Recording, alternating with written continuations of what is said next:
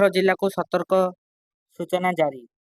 ଆଜି ବି କାଳବୈଶାଖୀ ବର୍ଷାରେ ଭିଜିବ ଓଡ଼ିଶା, ସତର୍କ ସୂଚନା ଜାରି କଲା ପାଣିପାଗ ବିଭାଗ କେନ୍ଦ୍ର। ତେବେ ଚାଲନ୍ତୁ ଏହି ଖବର ଉପରେ ନଜର ପକାଇବା। ନଜର ପକାଇବା ପୂର୍ବରୁ ଯେଉଁମାନେ ବି ଆମ ୟୁଟ୍ୟୁବ୍ ଚ୍ୟାନେଲରେ ନୂଆ ଅଛନ୍ତି, ଚ୍ୟାନେଲକୁ ସବସ୍କ୍ରାଇବ୍ କରନ୍ତୁ। ପାଖରେ ଥିବା ବେଲ୍ ଆଇକନ୍ ଉପରେ କ୍ଲିକ୍ କରି ଅଲ୍ ନୋଟିଫିକେସନ୍ ଉପରେ କ୍ଲିକ୍ କରନ୍ତୁ, ଯାହାଫଳରେ ଆମ ଲାଟେଷ୍ଟ ଭିଡ଼ିଓ ଆପଣମାନେ ସର୍ବପ୍ରଥମେ ଦେଖିପାରିବେ।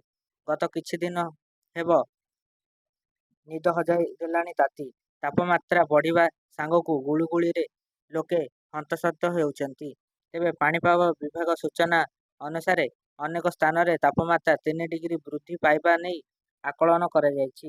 ତେବେ ଦିନରେ ଗୁଳୁଗୁଳି ସାଙ୍ଗକୁ ସନ୍ଧ୍ୟାରେ କାଳବୈଶାଖୀ ବର୍ଷା ହେବା ନେଇ ଅନୁମାନ କରାଯାଇଛି। ଦକ୍ଷିଣ ଓଡ଼ିଶାରେ ଘଡ଼ଘଡ଼ି ସହିତ ବର୍ଷା ହୋଇପାରେ। ଉପକୂଳ ଏବଂ ଉତ୍ତର ପଶ୍ଚିମ ମଧ୍ୟ ବର୍ଷା ହୋଇପାରେ ବୋଲି ଆକଳନ କରିଛି। ଆଜି ଯାଏଁ ବର୍ଷା ହେବ ବୋଲି ଆକଳନ କରାଯାଇଛି।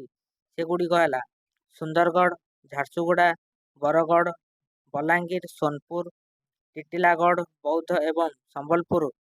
ଦିନ ତାପମାତ୍ରା 43 ଡିଗ୍ରୀ ଉପରେ ଛୁଇଁପାରେ। ଗଞ୍ଜାମ ଏବଂ ଗଜପତି ମଧ୍ୟ ବାଦ୍ ପଡ଼ିବ ନାହିଁ। ସେହି ସ୍ଥାନରେ ମଧ୍ୟ ପ୍ରବଳ ଗୁଳୁଗୁଳି ହେବା ନେଇ କୁହାଯାଇଛି।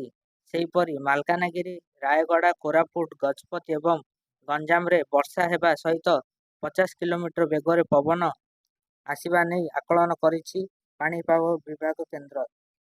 Bureau report, Vijayalakshmi news.